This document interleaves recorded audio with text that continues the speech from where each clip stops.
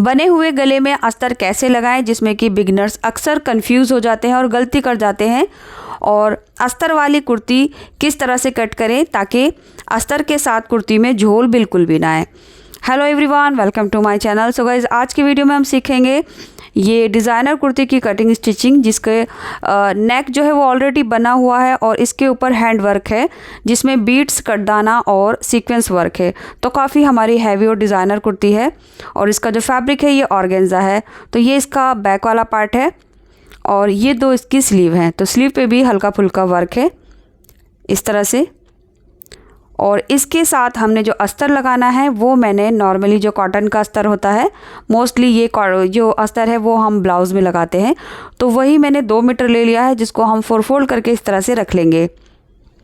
तो यहाँ पर अस्तर की जो इस तरह से चौड़ाई और लंबाई है वो आप देख सकते हैं, ये 2 मीटर की लंबाई है और जो फोल्ड करने के बाद चौड़ाई है वो 15 इंच है, यानी 30 इंच का इसका अरज़ है।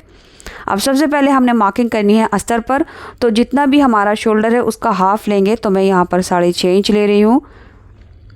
इसके बाद नेक की चौड़ाई हम बाद में देखेंगे, फ़िलहाल मैं आधा इंच पर तिरछा करके मार्क कर लिया है। नेक की चौड़ाई तकरीबन मैंने 3 इंच रखी है। अब आधा इंच का हमने जहाँ से कंधी मार्क की है वहाँ से हम आर्महोल की लेंथ लेंगे, तो आर्महोल की लेंथ मैं 7 इंच ले रही हूँ। इसके बाद यहाँ से हम अपने बस्ट का foot part plus half inch लेंगे।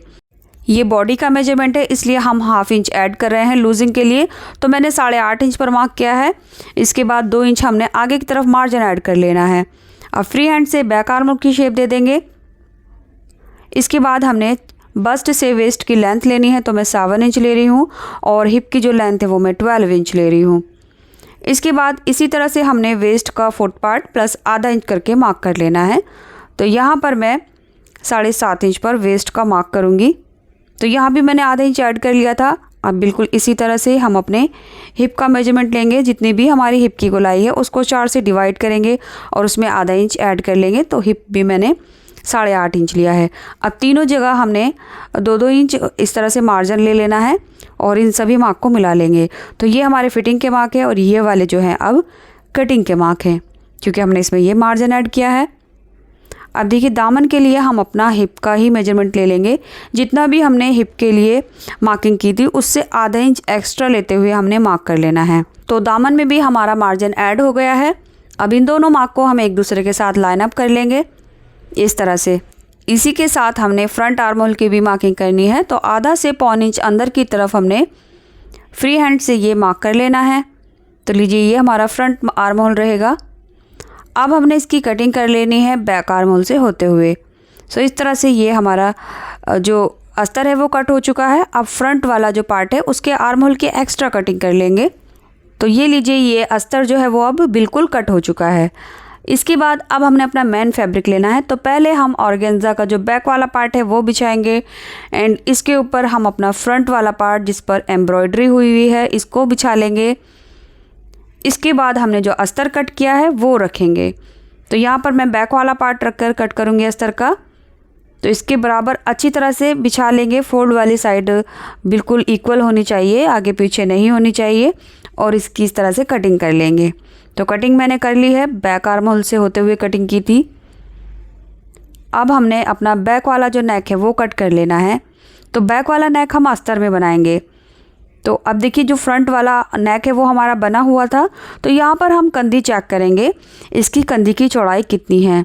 तो जितनी भी आएगी हम उतना मार्क कर लेंगे पहले, और उसके बाद पीछे की तरफ हम लगभग 1 पैर के बराबर एक और मार्क करेंगे जो हमारा मार्जिन का रहेगा। तो इतना सिलाई में चला जाएगा। तो देखिए, ये हमारा 2.5 इंच का मार्क हो चुका है। 2.25 इंच पर नेक की जो चौड़ाई है वो रेडी हो जाएगी सिलने के बाद। अब हमने बैक नेक की लेंथ 5 इंच ली है, नीचे से भी 2.5 इंच पर मार्क करेंगे और इसको यहाँ मिला देंगे। अब इसकी गोलाई में कटिंग कर देंगे इस तरह से मार्क करते हुए।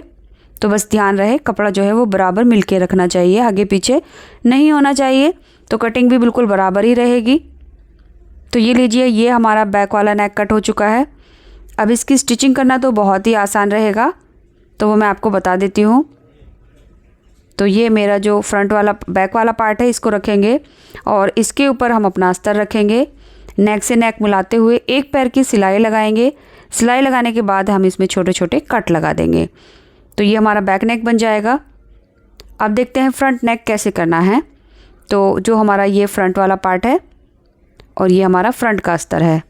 अब इनको दोनों को एक दूसरे के ऊपर मैंने बिछा कर रख लिया है। नेक की किनारे को बराबर एक दूसरे के साथ मिलाकर रखेंगे और नेक से थोड़ा सा एक पैर ऊपर की तरफ हमने ये मार्क करना है, यानी जितना हमें दबाव लेना है बस उतना नेक को किनारे पर छोड़ते हुए मार्क करना है। तो मैंने एक पैर की दूरी पर ये मार्क किया है। अब इस मार्क पर हमने कटिंग कर लेनी है। तो जो मैंने मार्क किया है उसके ऊपर ही कटिंग करनी है। ये देखिए इस तरह से।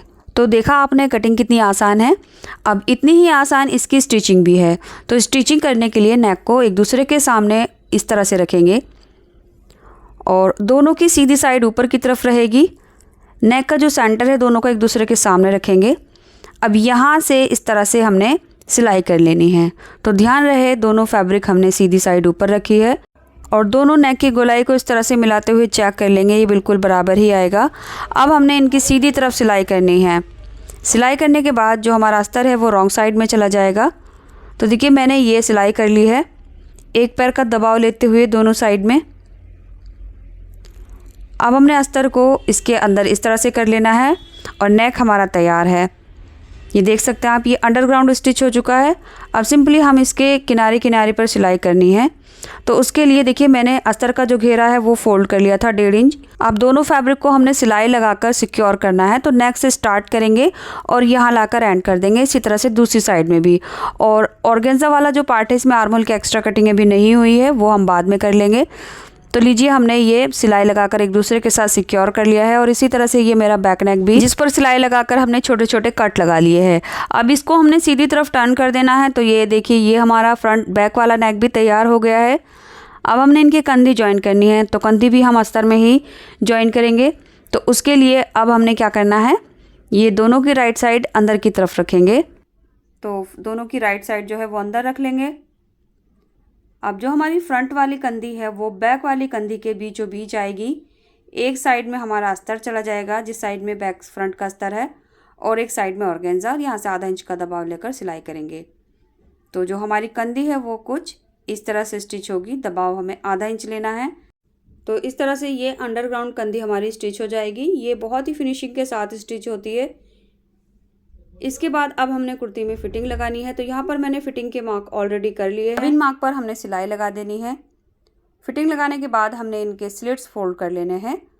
एंड जो दामन है वो हमारे ऑलरेडी फोल्ड हुए हैं, अस्तर के भी और मेन फैब्रिक के भी। तो ये देख सकते हैं आप, फिटिंग लगाने के बाद मैंने इसके स्लिट्स फोल्ड कर लिए हैं। इसके बाद हम इसकी स्लीव कट करेंगे। तो स्लीव कट करने के लिए देखिए हम अपनी कुर्ती का आर्म होल देख लेंगे कितना हमारा आर्म होल है। तो मेरे हिसाब से जो आर्म होल है वो लगभग 8 इंच है। तो अच्छी तरह से हम बराबर मिलाकर चेक कर लेंगे। तो कुर्ती का जो आर्म होल है वो 8 इंच है। अब स्लीव का जितना भी आर्म होल होगा वो मैं ले लूँगी। सो गाइस, इस तरह के फैब्रिक जो आते हैं इनमें ज़्यादा आर्म होल नहीं आता। और स्लीव की जो लेंथ है वो मैंने 18 इंच ले ली है। अब यहाँ से जितना भी मुझे आर्म होल मिल रहा है मैं ले लूँगी।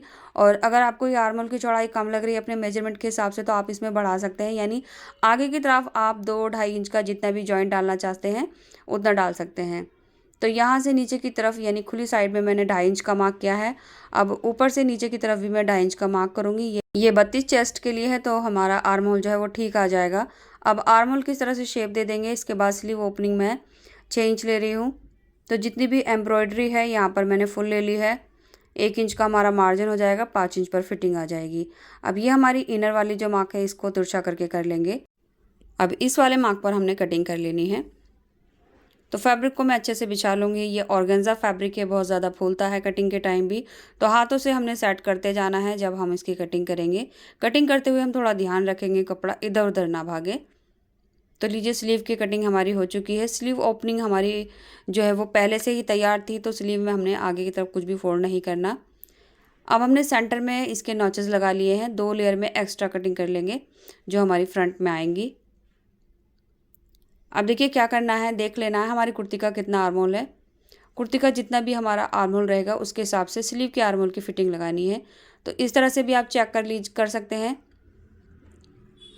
और यहाँ पर जितना भी एक्स्ट्रा होगा अब हमने फिटिंग लगा लेनी है। दोनों स्लीव की को मैं कुर्ती के साथ फिटिंग लगाकर अटैच कर लूँगी इस तरह से। तो ये हमारी कुर्ती बिल्कुल तैयार हो चुकी है। और ये देख सकते हैं आप स्लिट्स को फोल्ड करने के बाद, यानी स्लिट्स पर मैंने तुरपाई कर ली है और उसके बाद स्लिट्स में और फ्रंट दामन में ट्रायंगल लेस लगाई है। सो ये देख सकते हैं आप, यहाँ पर मैंने तुरपाई करी थी और फिर एक सिलाई के साथ हमने ये ट्रायंगल लेस लगा दी है। ट्रायंगल लेस को मैंने फ्रंट दामन में भी लगाया है। तो बहुत ही प्यारी सी हमारी ये कुर्ती तैयार हुई है। सो गाइज़, अगर आप इस तरह से अस्तर वाली कुर्ती की कटिंग स्टिचिंग करेंगे तो आपकी अस्तर वाली कुर्ती में कभी भी झोल नहीं आएगा। और आपने देखा हमने बने हुए गले को अस्तर में कैसे सेट किया, तो वो भी बहुत आसान था। अब देखिए, इस कुर्ती को मैंने अम्ब्रेला प्लाजो के साथ टीम अप किया है। ये जो अम्ब्रेला प्लाजो है ये मैंने 2 मीटर फैब्रिक के साथ बनाया है। सो इसकी जो डिटेल वीडियो है वो मैं अपने second channel Zaidi trendy fashion पर पोस्ट कर चुकी हूँ, जिसको मैंने बिगनर लेवल के साथ समझाया है, यानी कोई भी आसानी से 2 मीटर में परफेक्ट अम्ब्रेला प्लाजो स्टिच कर सकता है।